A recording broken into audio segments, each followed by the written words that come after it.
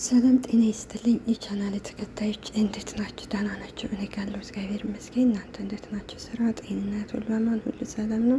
እኔ ካለው እግዚአብሔር የተመሰገነ ይሁን። እንግዲህ ዛሬ ቤዛ ድራማ ነው ይዤላችሁ የመጣሁት። እናንተም እስከ መጨረሻው ድረስ ተከታተሉ። ሉላ እንግዲህ ያው የእህቷን ንብረት ለማስመሰል ስትል እንግዲህ ሮቤልን እንግዲህ የጋብቻውን ጥያቄ ተቀብለዋለች።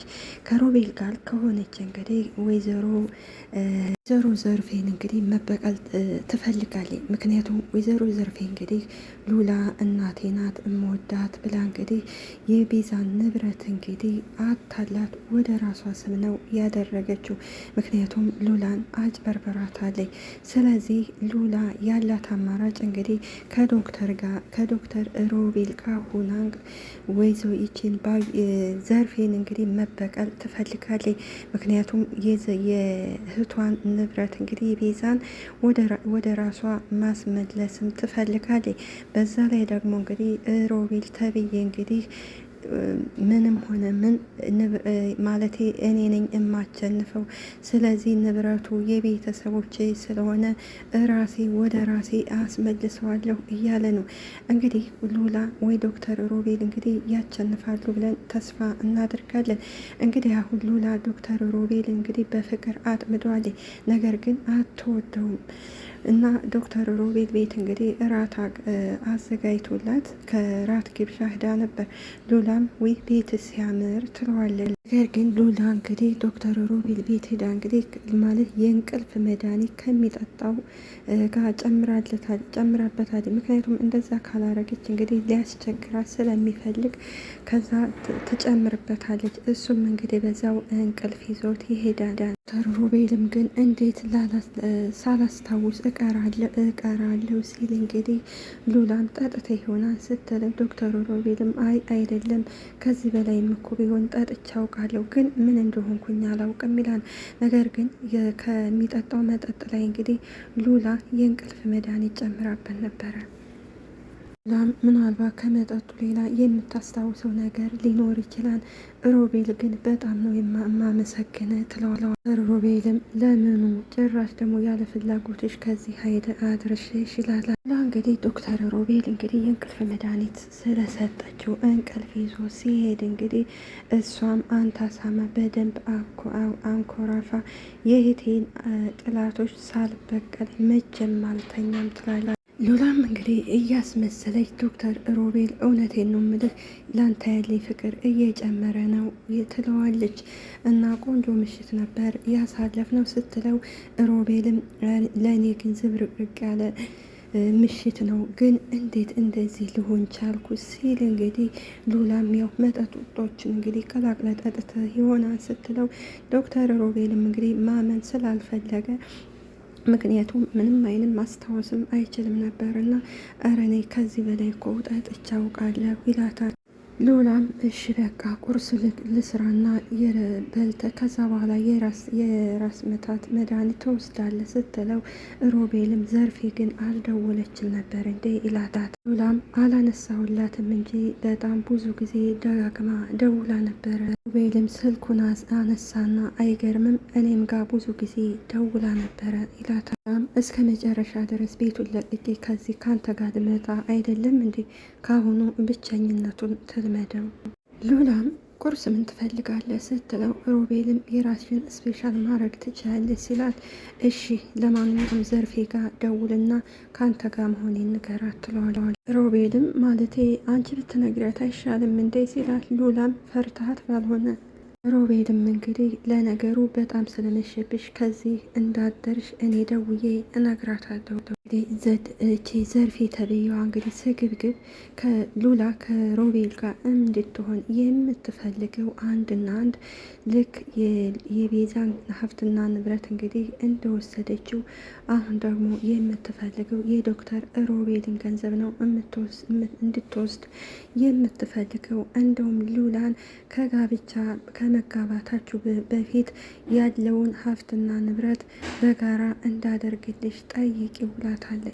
ለማንኛውም ቁርስ ልስራልህ ብለው ጥላው ስትሄድ ሮቤልም ሳቅልና ይችሊ የማላውቃት እየሆነችብኝ ነው ይላታታል። ዶክተር ሮቤልም እንግዲህ ይቺ እድሜዋ ይጠርና ስናነሳ ደውል ይችላል። እንግዲህ ዘርፌ ትደውልለታለች። ሮቤልም እንግዲህ ሄለው ወይዘሮ ዘርፌ ይላታል። ዘርፌም እንዴ ከማታ ጀምሮ ስልክን ስቀጠቅጥልህ ለምንድነው የማታነሳው ብላ ትጠይቅ።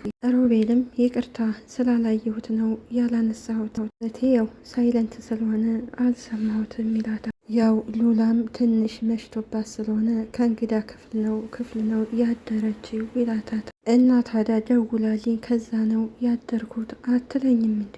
ምንድን ነው ሰው ማሳሰብ ትለዋለች። ዘርፌ እንግዲህ ለሉላ አስባላት ወይም ተጨንቃላት አይደለም። ሉላ እንግዲህ የወንድሟ ልጅ ወይም ደግሞ ያደራ ልጇ ናት። ልጄን በደንብ አሳድግልኝ ብሏን ነው እንግዲህ ዘርፌ እንግዲህ ሉላን በልጅነቷ ሰርጋ ለወንድሟ ነበር የሰጥታ ወንድሟ ነበር ያሳደገው። ነገር ግን ዘርፌ አደራዋን አልተወጣችም። ሮቤልም አይገርምም አንቺን ሳታስፈቅድ እኔ ጋር በማደሯ ትቆጫታለሽ ብዬ አስቤ ነበር። ዘርፌም አይ ለምን እቆጣለሁ እጮኛዋ አይደለም እንዴ? ይልቅ ቶሎ በልና ሰርጋችሁን አብሉኝ። ሮቤልም እንግዲህ እያስመሰለ እንግዲህ አይዞሽ ትበያለሽ ይላታል። ሮቤል እንግዲህ አንድና አንድ ወይ ዘርፌንና ይችል ሉላን ወደ እነ ሉላ ቤት የሄደው እንግዲህ በሉላ አመካኝቶ እንግዲህ ዘርፌን መበቀልና የቤዛን ሀብትና ንብረት ለራሱ ለማድረግ ፈልጎ ነው እንጂ ፍቅር ይዞት አይደለም። ዘርፌም ትስቅና ምን ነው ታዲያ ዛቻ አስመሰልከው ትለዋለች። በፍጹም ወይዘሮ ዘርፌ ለማንኛውም ቁርስ እንብላና እኔ ራሴ ወደ ቤት አመጣታለሁኝ ይላታል። ዘርፌም ዋናው ደህና መሆኗ ነው ከፈለካትም ዛሬም ያንተው ጋር መሆን ትችላለች፣ ስለዚህ ያንተው ናት ትለዋለች። ሮቤልም አመሰግናለሁ ወይዘሮ ዘርፌ መልካም ቆይታ ይላታል።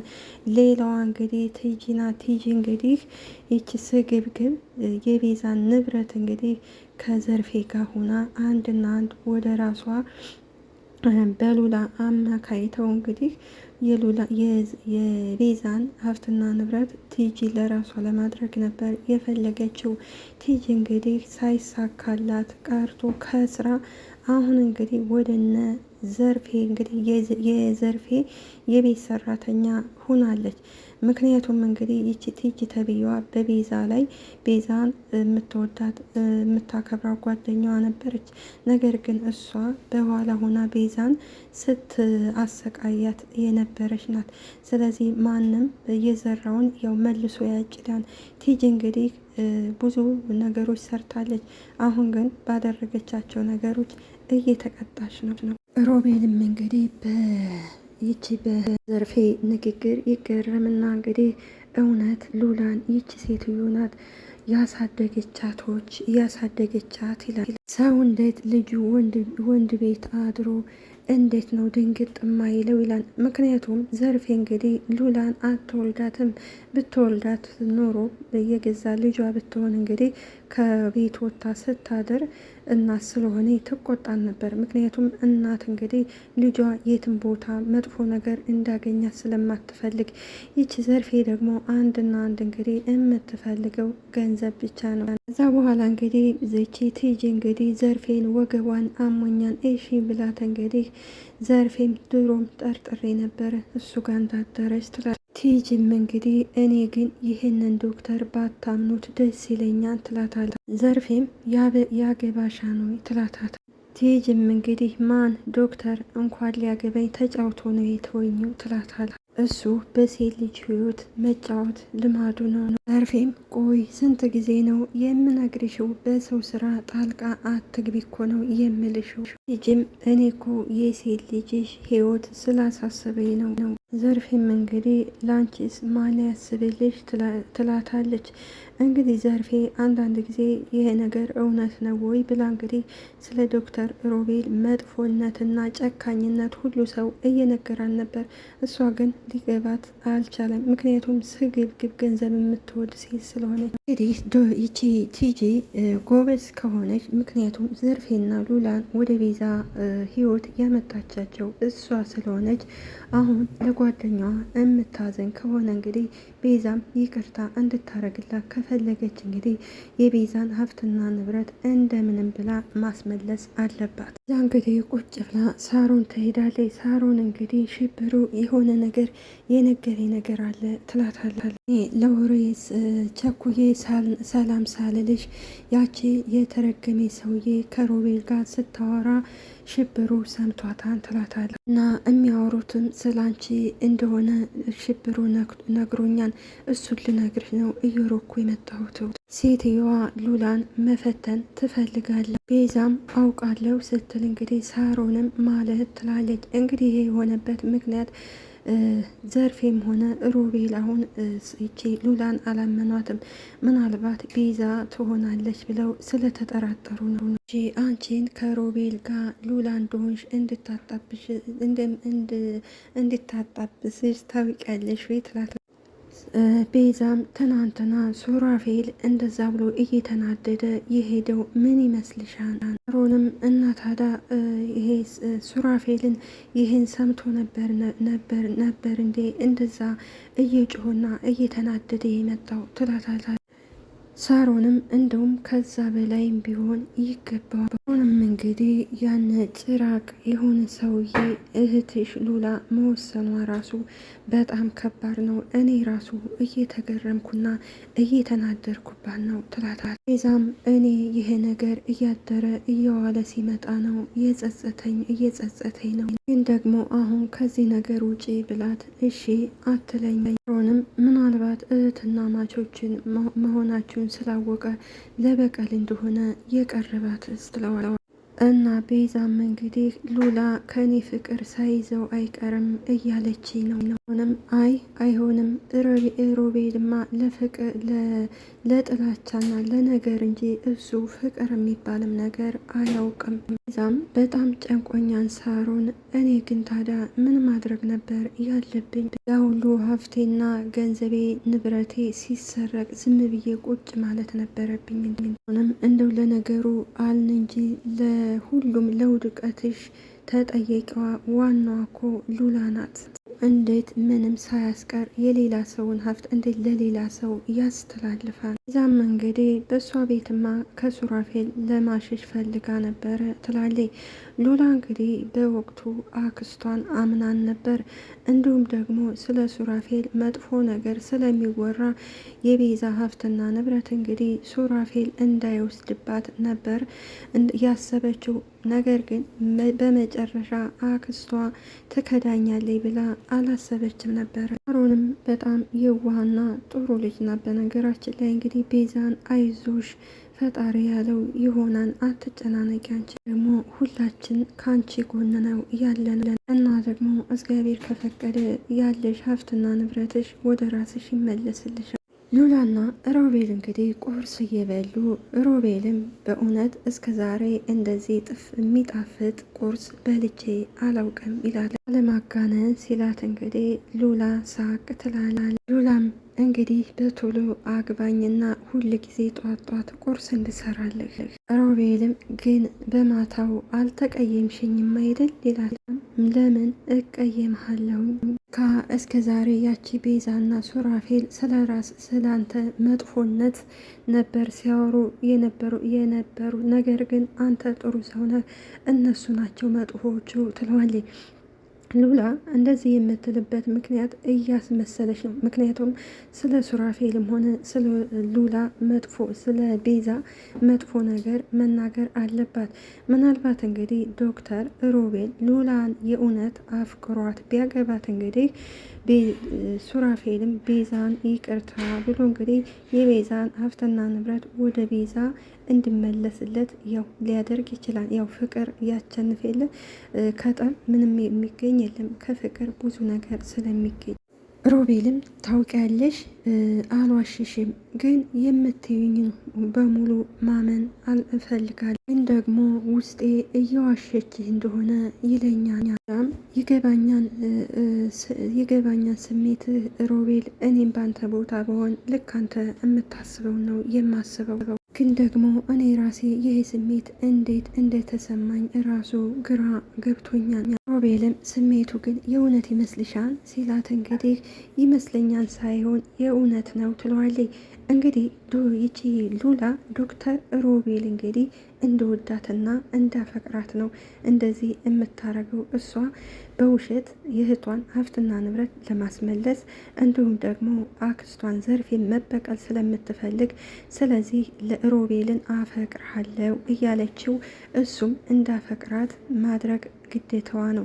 ምክንያቱም ሮቤል ሉላን ከሚያፈቅራት የሚወዳት ከሆነ እንግዲህ የቤዛ ሀብትና ንብረት እንግዲህ ያው ወደ ቤዛ ይመለሳን ብለን እናስባለን።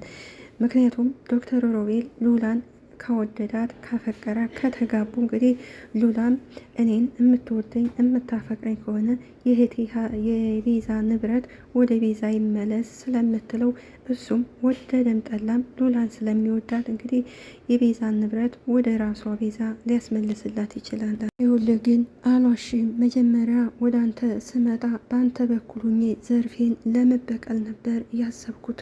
ሮቤልም ከፈለግሽውም እኮ ቢሆን እሱን ማድረግ እንችላለን። ላም ቆይ ዘርፌን መበቀል የፈለግከው ለእኔ ብለህ ነው ወይስ ደግሞ ሀብቱ አጓጉተህ ነው ትለዋለህ። ኦ ለካ ያ ሁሉ ያለው ሀብትና ንብረት የቤተሰቦቼ ነው ብለኸኛኝ። ሮቤልን መጨረሻ ያነ ሀብት ወደ እኔ ነው የሚሆነው ሉላ፣ በዚህ ነገር ግን ምንም ጥርጥር የለኝም ይላል። መጨረሻ እኔ ነኝ የማሸንፈው ሲላት እንግዲህ ሁኔታ እኮ ሲያዩ መጨረሻ ላይ እኔን አውጥተህ እንደምትጠለኝ ነው። ሮቤልም ለምን እንደዚህ አልሽ ብሎ ይጠይቃል። ከዚህ ቀደም እንደሰማው ከሆነ የቤተሰቦችን ሀብትና ንብረት ብቻ ሳይሆን ቤዛን እንደምትበቀላት ነው የሰማሁት። ሮቤልም እኮ ግን እኮ ታዲያ አንቺ ቤዛ አይደለሽ? ሉላም ቢሆንም እኔም እኮ የእናትና የአባቷ ልጅ ነኝ። ሮቤልም አታስቢ፣ አንቺን የመጉዳት እቅድ አንድ ቀንም አስቤም አላውቅም ይላል። ቤዛንስ ያው እህቴ አይደለች፣ መቼም ቢሆን ሞቷን ማየትም አልፈልግም ትለዋል። ሮቤልም ስለዚህ ሮቤል ገዳይና አውሬ ነው ብለው የነገሩሽን አምኖሻን አይደል ሲላት፣ ሉላም እንግዲህ ታዲያ መጠየቅ አልችልም ትለዋል። ሮቤልም እኔ ደግሞ አንድ ነገር መንገር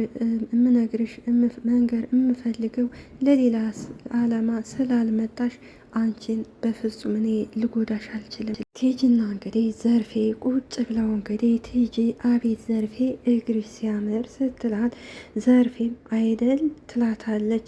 አዎ እውነቴን ነው፣ ግን ቆይ ድሮም እንደዚህ ቁጡ ነበርሽ እንደ ስትላት፣ ዘርፌም እንግዲህ እኔ የምልሽው የት ቆይተሽ ነው ድንገት የመጣሽው ትላታታጅም። አይ ዘርፌ የኔ ታሪክ ተወርቶ ያልቃን ብለሽ ነው እንዴ? ለሰው ደግ እንደዚህ እርቃን መሆን የሚኮን ከሆነ ስለዚህ ክፉ መሆን ነው ትላታለች።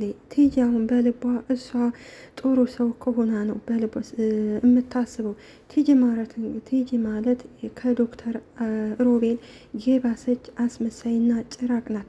ስለዚህ ቲጂ እንግዲህ ይህን ሁሉ ጎዳና የወጣችው ጓደኛዋን ብዙ ነገር ስለከዳቻት፣ ስለዚህ በሰራችው ልክ ነው እንግዲህ በሰፈሩ ቁና ይከፈላን አይደለም የሚባለው።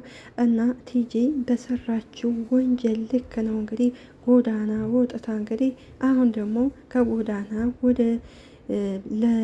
ለዘርፌ የቤት ሰራተኛ የሆነችው እና ቲጂ አሁን እሷ የምትለው እኔ ጥሩ ነበርኩ ነው የምትለው። እሷ መቼም አንድ ቀንም ቢሆን ጥሩ ሰውና አታውቀው። ዘርፌም ቆይ ስለማን ነው እያወራሽ ያለችው ስትላት፣ ቲጂም ስለ ራሴ ነዋ። እኔ አንድ ቀን መጥፎ ሴቱኜ አላውቅም፣ ለሰዎች ደግና ሩሩህ ጥሩ ሰው ነበርኩ ትላታለች። ለባዩሽ ጥሩ ሆናላት አለኝ። እንግዲህ ለባዩሽ ነው አሽሙር እየነገረቻት ያለች ልጅና እንግዲህ ማለቴ ሳሮንና ቤዛ ቁጭ ብለው አብረው እያወሩ፣ ቤዛም ታውቂያለሽ ስለ ሽብሩ እኮ ሳስብ እስቃለሁኝ እና ኩቹን ወይም ሉሲን እኮ አሁን እረስ መፈጠሯን ራሱ እረስቷታን ትለዋታለች። ላም እየሳቀች ምን ያደርግ ብለሽ ነው? የሚያስረሳ ሰው ሲገኝ እኮ እንደዚህ ይረሳን ትላታለች። ቤዛም ሳቅ ትልና እሺ ታዲያ አሁን እንዴት ናችሁ ትላታል። ናነን ስትላት ቤዛም መቼም አሁን ስለ ጤንነታችሁ አይደለም እኮ የማወራሽንም የእኛን ነገር ተይው፣ ሽብሩ አሁን ከዛ ቤት ያለው እያንዳንዱ የሚፈጠረውን ነገር እንዲነግረን ነው ትላታለች። እንግዲህ ሽብሩ አንድና አንድ ይችን ሉሲን ለመውሰድ ለበቀል ነበር የመጣው። በቀሉን ትቶ እንግዲህ በሳሮን ፍቅር ከንፎ እንግዲህ ሳሮንን አፍቅሮ እንግዲህ ከዚሁ አብሮ ነው እንግዲህ ሳሮን ይሄን አድርግ ስትለው አቤት ወዴት እያለ ይታዘዛል። እና ይሄ ሮቤልም የሚባል እንግዲህ ያኔ በቀሉን ትቶ ምናልባት እንግዲህ እሱም በሉላ ፍቅር እንግዲህ ከንፎ ሉላን አፍቅሮ ከሉላ ጋር ተጋብቶ እንግዲህ ቤዛን እበቀላለው የሚለውን እንግዲህ ሀሳብ የሚተው ይመስለናል። ምክንያቱም ፍቅር አንዳንድ ጊዜ የማያደርገው ነገር የለም። እንደምታውቁ ሽብሩ እንግዲህ ሊበቀል ነበር ወይንም ሉሲን ወደ ሀገሩ ይዞ ሊሄድ ነበር የመጣው። ነገር ግን ሳሮንን ሲያያት እንግዲህ ሉሲን ረስቶ አሁን ከሉሲ ጋር ነው ያለው እና ሮቤልም ሮቤልም እንግዲህ ሉላን አግብቶ ቤዛም እንግዲህ ሀብትና ንብረቷ ተመልሶላት በሰላም ከሱራፌል ጋር ብትኖር ደስ ይለናል። ምክንያቱም እንግዲህ ቢቺ ቤዛ ብዙ መከራና ስቃይ ነው ያሳለፈችው። ይሄ ሱራፌልም በእርግጥ ከድቷን ነበረ። በመጨረሻ ላይ ሱራፌልም ቢሆን ጥፋቱን አምኗን ቲጂም ብዙ ነገሮች አድርጋታለች፣ በድላታለች። ነገር ግን ቲጂ ደግሞ በሰራችው መጥፎ ስራ አሁን እየተቀጣች ነው እና ይቺ ባዩሽ ይቺ ማና ዘርፍ የምትባለው ሴትዮ ደግሞ እንግዲህ በእርግጥ ሮቤል ዘርፌን የቤተሰቦች የሀብትና ንብረት ነው ብሎ እንግዲህ ዘርፌን እንግዲህ በሆነ ነገር አታሎ ወይም አስፈራርቶ የቤዛን ገንዘብ ሀብትና ንብረት ወደ ራሱ ያደርጋል ብለን እናስባለን። ግን ሮቤል ከቻለ ከበቀል ምንም የሚገኝ ነገር ስለሌለ ከፍቅር ብዙ ነገር ይገኛል። የቤዛን ሀብትና ንብረት ወደ ቤዛ ቢመልስላት እሱም ደግሞ ከሉላ ጋር ቢጣመር ደስ ይለናል እና ሮቤልና ይቺ ቲጂ ማለት የሆኑ አደገኛ ጨካኞች ሰዎች ናቸው። ስለነበረን ቆይታ እናመሰግናለን። አገራችንንም ኢትዮጵያ ሰላም ያደርግልን። እኛም ደግሞ በያለንበት ፈጣሪ አምላክ ይጠብቃን ይጠብቃችሁ። በሰላም ወደ ሰው ሀገር እንደመጣ ነው በሰላም ደግሞ ወደ ሀገራችን ይመልሰን። እናመሰግናለን።